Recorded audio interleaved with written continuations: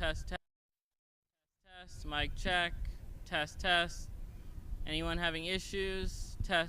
Testing. Any issues? Testing. Mic check. Mic check. Test. One more time, any issues? Can everyone hear? Perfect.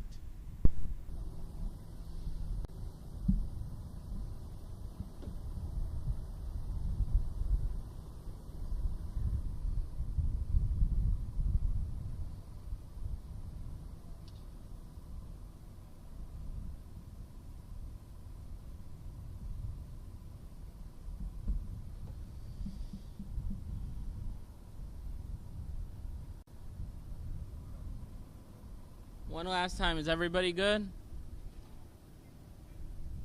Okay, perfect.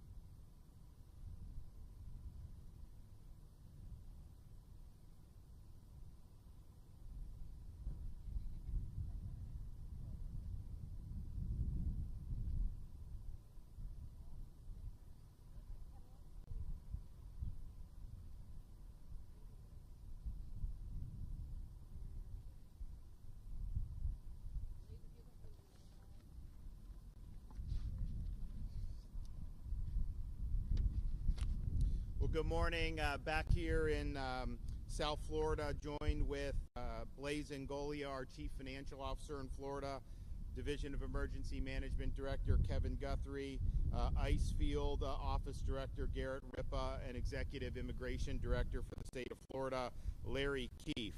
As you've heard me say many times, 2024 election was a huge mandate from the American people to finally deal and put to bed the issue of illegal immigration once and for all. And part of that, of course, was the border security, but a lot of that was the reality that you had massive numbers of people that have come into this country illegally, and they needed to be repatriated to their home countries. And so we knew in Florida that this was something that was important to our state. We knew we had an opportunity to really make a difference, and so we decided to stand up. And that was nothing new for us. We were the first state to send people to help Texas when Biden opened the border back in 2021. I launched Operation Vigilant Sentry a couple years ago to help fill gaps in the maritime interdiction efforts of the Coast Guard, that when illegals try to come in via the sea to the shores of Florida. And just from the state's effort, in addition to everything the Coast Guard's done, just the state of Florida, we've ended up stopping and returning 18,000 illegal aliens, and we just had a bust the other day. So that's been really important to keep the state of Florida safe. We've also done things like ban sanctuary cities. We've ensured that there are no ID cards, of course no driver's license, but any ID cards to illegals. We've increased penalties on illegals who operate motor vehicles. And so we're proud to have been a leader in that even before the Trump administration took in. But then when that happened, we sprung into action on our state agencies doing these 287G agreements with Department of Homeland Security. That basically allows us at the state level to be working in tandem on immigration enforcement. And that wasn't true under the Biden administration. I'd have Highway Patrol, they'd pull over illegal aliens, and then they'd have to call ICE, and ICE didn't want to deal with them, so they basically had to release them back into the community. And so now they have the ability to bring those folks and process them for immigration enforcement, which I think is something that's really, really important. We, of course, called for a special session of the Florida legislature at the beginning of the year, saying, hey, this is our moment. This is what we all campaigned on. Let's get it done. And, you know, we had some pushback on that initially. I think some of these guys, they didn't want to follow through on their campaign promises. They even sent me a bill that would have made things like Alligator Alcatraz and Operation Vigilant Sentry illegal in the state of Florida. Of course, I vetoed that. Blaise Ngolia was in the Senate there, and he was very much standing on the side of the voters that sent us here, and he opposed that you know, sanctuary bill. We ended up getting good legislation passed that all state and local agencies in Florida to participate in immigration enforcement efforts. And so that really began in earnest months ago, and it has had a lot of success. But the one thing that we were running into was that DHS just did not have capacity to be able to hold and process these illegal aliens prior to deportation. We were using some of our sheriffs were using some of their local facilities. We would do what we could at the state level, but there was a huge need for additional capacity. And obviously they had a rough 4 years under Biden, really letting the agency wilt in ways that it was never intended to do. So we were asked, hey, if there's any way you can help with this, this is what you want to do. So the site here at the Dade Collier Airport in the heart of South Florida was a unique opportunity, because while it was an existing footprint with a massive runway, it was something that was not necessarily full or being used all the time. And so we were able to, under Kevin Guthrie's leadership, within record time, create a facility that could support intaking, processing, and eventually deporting these illegal aliens. And that's important to deport from Florida, but obviously from the United States as well. So we have capacity now for a couple thousand. We can expand that as demand is there. And we're looking forward to being able to do that. I know that the administration has called on other states to follow suit and expand this type of capacity, and I would just reiterate that call. I think it's important. I think it'll make a difference. And so we're here today to say, you know, this was never intended to be something where people are just held and we just kind of twiddle our thumbs. The whole purpose is to make this be a place that can facilitate increased frequency and numbers of deportations of illegal aliens, and that is the goal. And one of the reasons why this was a sensible spot is because you have this runway that's right here. You don't have to drive them an hour to an airport. You go a couple thousand feet and they can be on a plane and out of here. So I'm pleased to report that those flights out of Alligator Alcatraz by DHS have begun. The cadence is increasing. We've already had a number of flights in the last few days. We've had hundreds of illegals have been removed from here, and you know, the federal government has a process of how they eventually do, and they've done it different ways on some of these different flights. But the reality is this provides an ability to enhance the mission, to increase the number and frequency of deportations. And so what's been done here has really been remarkable. There's full ground-to-air communications from the airfield. There's air tracking radar capabilities on site, securing all access ports to the taxiway and runway on aircraft arrival. That happens. You got 5,000 gallons of jet fuel on site. You got runway lighting. You got everything you need to be able to do that. This airport is able to accept commercial-sized aircraft and conduct both day and nighttime operations. And so that's what it's all about, to be able to help process and remove folks that are legally in the state of Florida and in the United States of America. So we look forward to this cadence increasing. One of the things when the president came and visited that he approved was deputizing state officers, including National Guard judge advocates, to be immigration judges. And the vision is to just have them on site. You can move forward with the processing very quickly and increase the numbers, and the flow would be there'd be a high turnover rate here because you'd be constantly doing that. We're working very closely with the Department of Justice. We have not yet had any approval for anybody to be able to come down here and do that, but we do anticipate that happening very soon. And when that happens, you're going to have an availability of a lot of folks to be able to be ripe, to be able to be removed and ultimately sent back to their home countries. Now, I've also pointed out we've been supportive of the efforts that if somebody is earmarked to come here and they would choose to simply voluntarily deport. Now, they're not just going to take your word for it. They're going to take you, chaperone you, make sure that you're on that aircraft and that you're landed in your home country. But there is resources available to do that. And I think that makes sense from a taxpayer perspective because it's cheaper to do it that way. It's also more efficient. So anybody that wants to take up on the offer can do it. We've had some people take up on the offer, and it's not just limited to Alligator Alcatraz. That's something that in any of these instances with immigration enforcement, that's a way to short circuit and ultimately get where we're trying to go anyways. So that is something that's a live possibility. And I hope more and more people avail themselves of that opportunity. I want to bring up folks here. I know Kevin Guthrie has done a lot of yeoman's work, both in setting up this facility, making sure it's being run professionally, but also debunking a lot of the nonsense, that gets spewed out with some of the fake narratives that get put out. And he's done a really good job of doing that. Clearly, that you have something that's professional and that's meeting very high standards. So, Kevin, why don't you come ahead and let her rip. Thank you, Governor. Thank you for being here this morning. Thank Governor DeSantis for his leadership and dedication in doing what's right for the state of Florida and the United States of America. Florida has been able to act decisively and deliver results due to his ongoing support for law and order. Florida is a law and order state. Florida knows how to respond to crisis.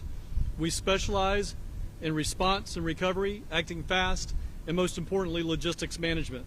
That same speed, precision, and discipline has been applied here at Alligator Alcatraz.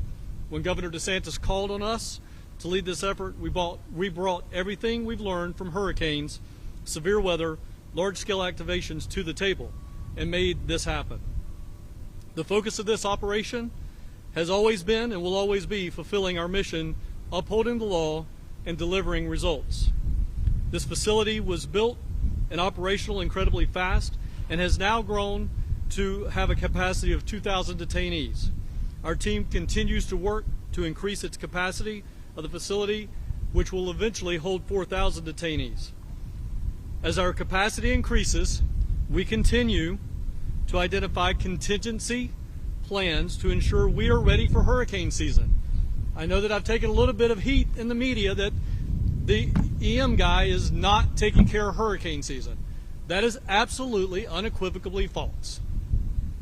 When we have 1,000, I need to make sure we have room for 1,000. When we go to 2,000, I need to make sure we have room for 2,000. And yes, I may have visited some facilities in the state of Florida. Why? Because this facility, as I've said on the record, can withstand category winds of up to category 2. But there's a category 3 and a 4 and a 5, and I hate to talk to you so elementary, but unfortunately we have to break some things down into simple building blocks for other people. Category 3, 4, and 5 is greater than and not equal to a category 2. When we have that situation, we will have to do an evacuation. And it's incumbent upon the Florida Division of Emergency Management with our law enforcement partners to be able to take care of that. So yes, we are constantly looking at what we can do based on need when we get to a certain level where we're going to go. And I promise you that the hurricane guys have got the hurricane stuff covered. I promise you that. I'm sorry, I'll get back on track now. Again, just in case you forgot, we are #1 in the nation in emergency response and recovery. And that includes everything from evacuating detention facilities, jails, and hospitals, should that need ever arise. Our on-site and services include hot meal service 3 times a day, not gray turkey, by the way, full medical care, including 24/7 clinic and pharmacy, indoor and outdoor recreational space, laundry, legal, and clergy services, air-conditioned detention housing units. Again, I've said in the past, and I'll say again, either meet or exceed the higher standard, whatever that is, whether it's Florida standard or national standard, we meet or exceed the higher standard. The security infrastructure includes over 28,000 feet of barbed wire and fencing, nearly 300 security cameras, a trained force of over 400 security personnel, including an additional 200 National Guard. Additionally, this facility is surrounded by miles and miles and miles, I believe it's 39 square miles, of natural buffer, turning what was once just a taxiway that saw up to, this is another stat for you, up to over 100 flights a day as we have issues with the environment. All of a sudden, Governor is tearing up the environment. There were over 100 flights a day coming in and out of this facility. There's much less than 100 flights a day coming in and out of this facility now. With the airstrip infrastructure already in place, this location has made it even easier for us to coordinate deportation flights directly on site. None of this would be possible without the commitment of Governor DeSantis. His proactive stance long before this project broke ground, coming up now 3 years, Florida will not be passive bystander when it comes to border security and public safety. This is what leadership looks like, ladies and gentlemen. Leadership is an action verb. It's an adjective, but it's rooted in an action verb. In closing, as we make our way through hurricane season, this facility serves as an example of state capabilities and coordination. Under Governor DeSantis' leadership, Florida continues to lead the way, not just in emergency response, but in operational excellence and readiness on every front. Governor, as always, thank you for the opportunity to lead under your direction. Okay. Good morning, everybody. I want to thank everyone for coming. My name is Gary Ripp. I'm the Field Office Director for ICRO here. And again, I want to thank the Governor, and I want to thank the great executives behind me. We face a monumental task, and we have faced a monumental task of righting the wrongs of the last administration. And how we're doing that is through a whole-of-government approach. Everything you see out here is a whole-of-government approach. It's all state, local, federal partners working in unison, working as one to resolve the problem of illegal immigration in this country. We've done that through this facility, and we'll continue to do that utilizing this facility. Again, it's the Governor's vision, and it's our determination to make that happen. We've already started to facilitate that this week. We've had 2 or 3 removal flights, and we'll continue to have those removal flights. Up to 100 individuals who are illegally present in the state of Florida have already been removed from the United States. And again, we will continue to do that and utilize this facilities to the fullest potential. Again, I thank everyone for their time, and I thank Governor DeSantis for his vision and his leadership. Thank you. Thanks. Blaze. Good morning, everyone. Blaze Ngolia, Chief Financial Officer of the great state of Florida. First, I want to acknowledge and thank President Trump for everything that he is doing to make sure that he is stopping the stem of illegal immigration coming over. And I want to thank our great Governor Ron DeSantis for everything that he is doing. He has basically led on this issue since day one. And we would not be here today. This facility would not be here today if it was not for the governor leading on the issue, because the Governor DeSantis knew the enormity of this problem that was created by the Biden administration, and we knew that somehow we were going to have to get all of these criminal, illegal aliens out of the United States so they don't commit any further crimes, and the ones that are in here, illegal immigrants, we're going to have to do something with them. I know people have been saying, well, is this the right thing to do? What about the cost? We have always been talking about the cost of illegal immigration, and the taxpayers are going to bear the cost of it. So I don't want to hear anyone from the left start talking about cost, because this wouldn't be here if we wouldn't have de facto open borders over the last 4 years under the previous administration, 4 years under Joe Biden. We are doing what is necessary. We are doing what is right to make sure that we stem and stop illegal immigration. This facility and what we are doing at the state and the national level should be a deterrent to make sure that illegals do not continue crossing over the border. I am not going to sit here and I'm not going to apologize for removing criminal illegal aliens from the United States, those who are harming our communities, effectuating drug trafficking, human trafficking, and ravaging our communities. I make no apologies for saying illegal immigration is a scourge on this country. It needs to stop. It needs to stop now. And if there's any illegal immigrant listening to my voice right now, self-deport. Use the app. We will get you home. Do not come here because you will be removed. If you want to come here legally. Come here the right way. Be part of our communities. We are not going to stand for illegal immigration anymore. Larry? My primary remarks today are going to be directed to the illegal aliens who are in Florida who have not yet been arrested but who will be arrested. But before I do so, and not just to say nice words to be polite, it's important to understand the significance of this whole thing. President Trump declared and wanted and ordered the largest mass deportation mission in history. That is what we're doing here. And what's very special and very unique about this point in time is you have the genius and mastery of a Kevin Guthrie and his team, and it is a team, it's not just him, at the Division of Emergency Management, who is the best in the world at doing things fast, with a sense of urgency, in an environment of high pressure and high stakes. And it's an honor to work with you and to work with your team. And what he brings to this, in addition to his skill set, is doing things with a sense of urgency. And that is a trait that I will say, Governor, with all due respect, is one that I know you value, and I value as well. Then we have combined with that, who I believe the person who has been chosen by the Department of Homeland Security to be the one that I joke with him and I say was sent to Florida to run all the federal immigration enforcement operations in Florida. I joke with him, they sent him to the best state, the state that's the most effective. The state could, quite frankly, do most things on its own. But that's not why. Why they sent Garrett Ripa here is because he is developing the blueprint or the prototype here in Florida, which the president was just in town here at this very location just a couple of weeks ago, declaring Florida the cutting edge, the best, the template, the example for other states to follow.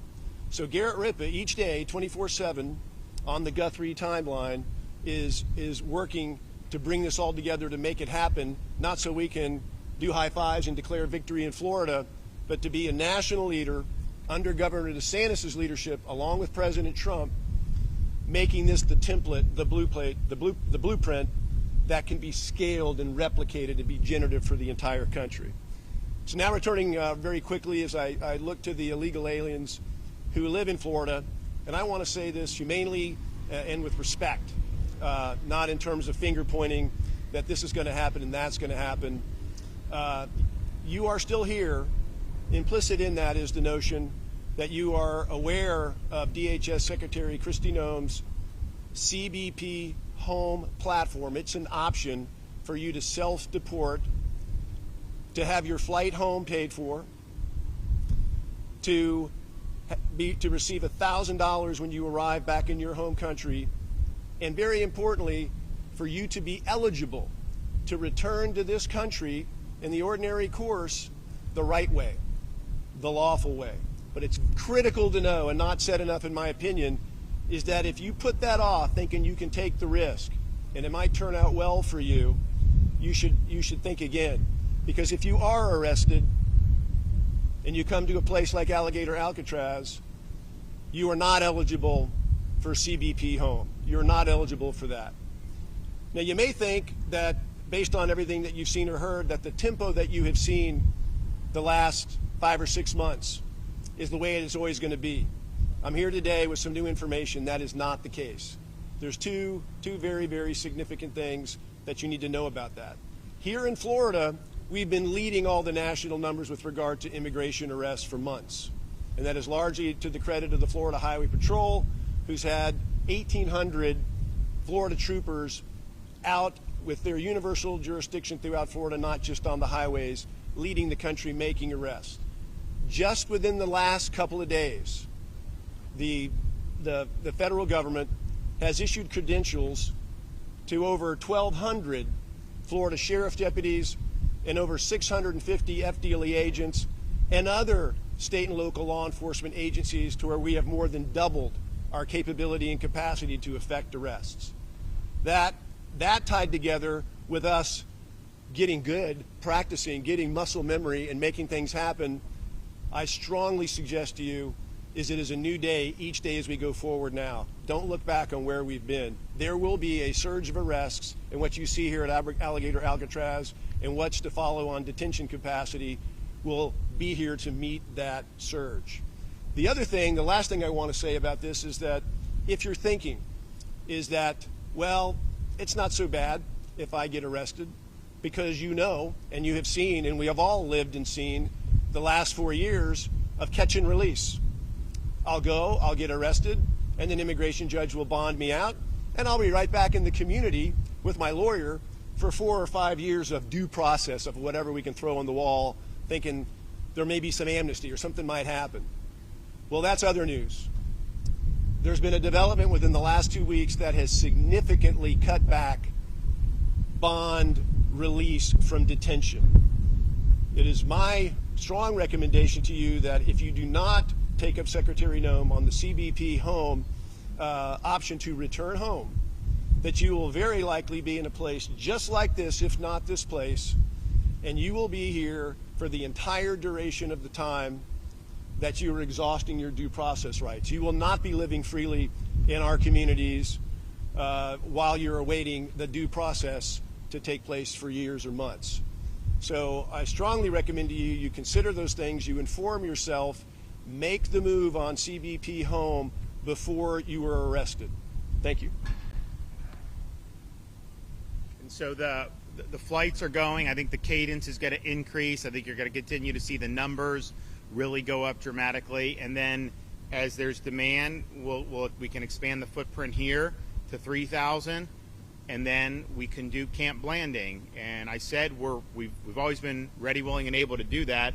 I don't want it to be something where illegals are just being like stored there and then just kind of sitting. I want it to be where illegals are here, there's an aggressive processing and an aggressive deportation schedule. That's what you're seeing starting to occur here down at Alligator Alcatraz. And when there's demand for that beyond here, up there, then we're happy to be able to respond accordingly. And so we look forward to the increased cadence. We look forward to hopefully being able to get the approval for the immigration judges to be on site here. And we've offered different personnel that are doing. We're working through different issues because there are logistical issues involved. But President Trump was very clear. He wants to see a force multiplier with respect to the immigration adjudication process, and he wants to speed it up. And he wants Florida to play a role, and he wants the DOJ to approve a way forward there. So we stand ready, willing, and able to help with that.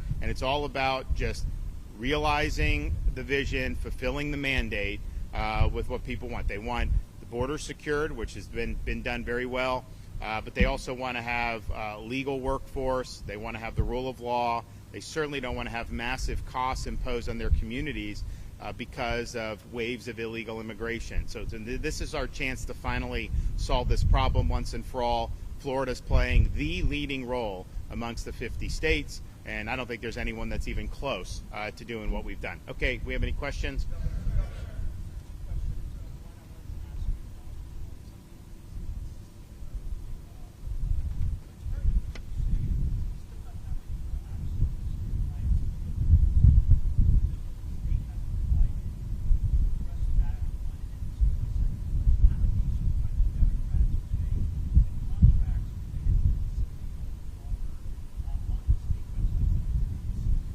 Well, I'll let Kevin address. You want to address the contract issue? So, and we happen to have the CFO with us today, and he and I were talking about this earlier. The contracts not being on the website is false. What our staff ended up doing was we actually put proprietary information on the website. We have competitive contracts. We are encouraged to do competitive procurements. And by the way, there's not a single sole source contract at this site. Now that you got me riled back up again, sorry about that. Everything here has been competitively bid off of master contracts that went to competitive procurement a year, 2, 3 years ago. So what happened was our team put the actual detailed line item PO that then now every other competitive contractor can see what their rate is. So we took that down. We've replaced it with summary sheets on the actual amount that they've been given. So that's what's happening. What about the legal? Oh, and the legal issue. Legal issue, my understanding, my attorney has told me that she has worked out the issues, and we should have our first set of on-site legal representation no later than Monday. And we are scheduled, I'm looking for my guy, we're scheduled to go with that almost 24/7 if we need to. So the space that we have, we can do those meetings all day long, 24/7, 365. But we had some technology issues. We have now worked those things out, and we should be starting that on Monday.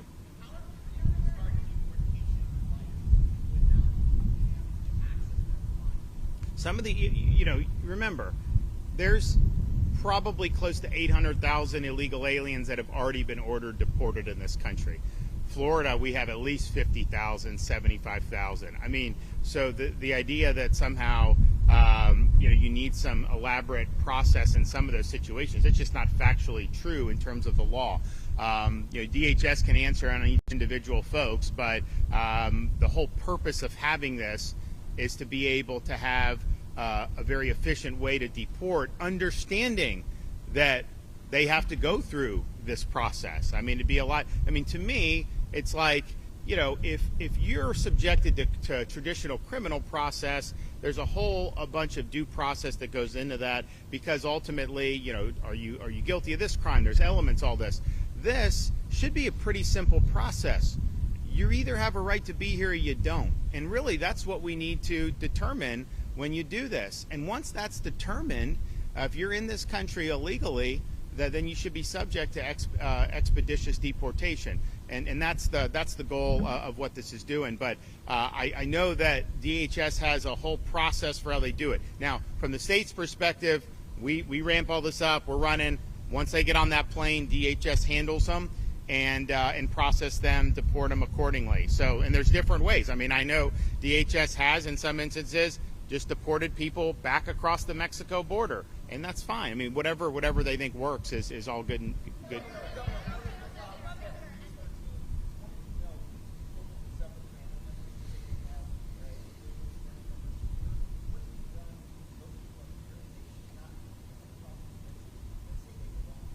Well, I'll refer that to DHS in terms of how that. I can tell you, DHS is sending people who they absolutely believe are here illegally and are subject to deportation, right?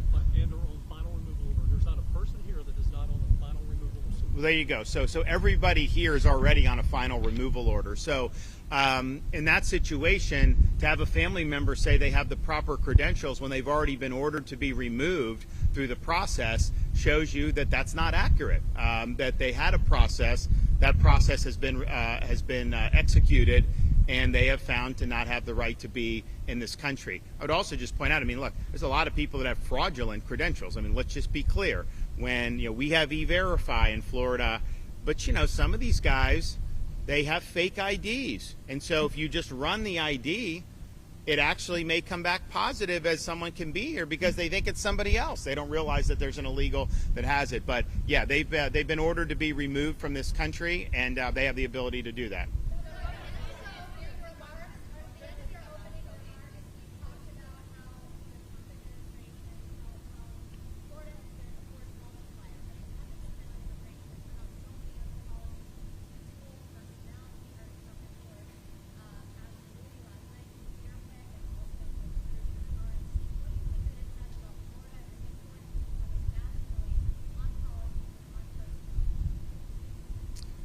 Well, I think the issue is Florida's led the way for years now. We led the country, dragged this country out of COVID lockdown. We were the place everybody was coming. to escape the madness in a lot of these other places, not just in the United States, but around the world. We led the effort to fight against Biden's immigration and border policies. We led the effort against the woke mind virus, whether that was in schools, whether that was in corporate America. We were effectively the ones that nuked ESG. We were the first state to eliminate DE&I.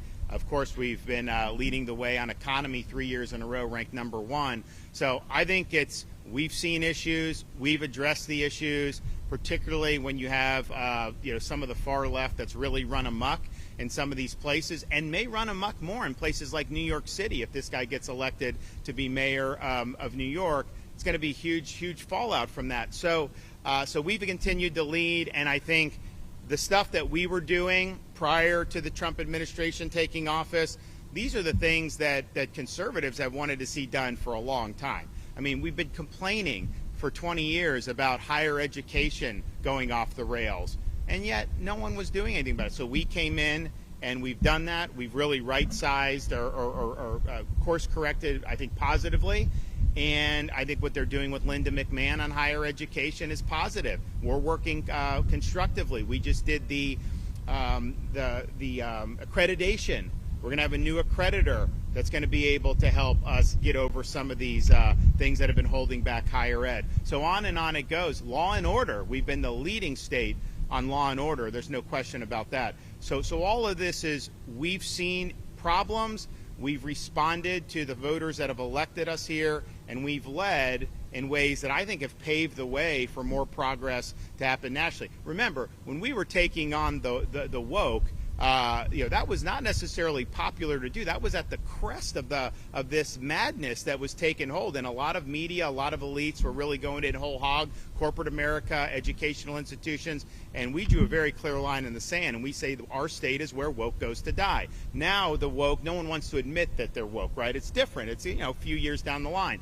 DE&I, we were the first state to eliminate that. That was years ago, and we took a lot of flack for that. Now everybody's running away from DE&I. Women's sports, we were, if not the first, certainly one of the first states to lean in to protect that. That was considered controversial at the time. Now everybody is acknowledging, it's not right to inject a male in these female competitions. So I think on issue after issue, we've been willing to lead, and I think these are addressing problems that a lot of voters have wanted to be addressed. We obviously could do it at the state level. Other states have emulated, and I think now the Trump administration is really focusing on addressing these issues in a national context, and I applaud them for doing that.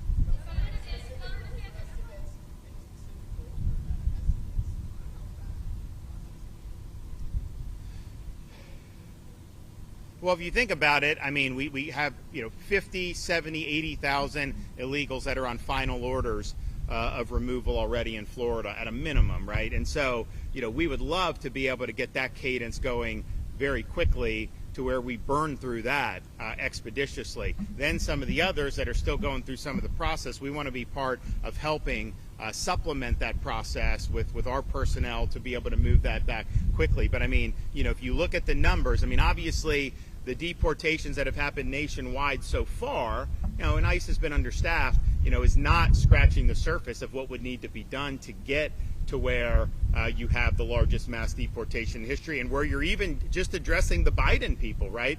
So you got to increase that tempo. You have a limited amount of time to do it, and I think we've got to assume, we've got these 4 years under the Trump administration to really get the job done. So my hope is that we have a very strong cadence coming out of here. If the cadence is strong and it justifies us going up Northeast Florida and establishing a footprint at Camp Blanding, we will do that.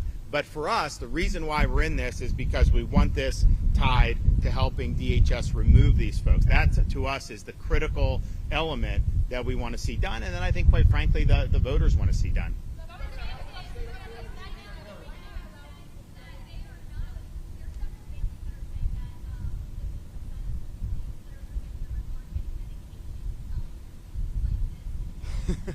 So I'll let Kevin, but I'm sure he's going to debunk it. I mean, seriously, you have to ask yourself on some of this stuff, just the desire to create narratives, and these Democrat politicians parading down here and doing all this stuff.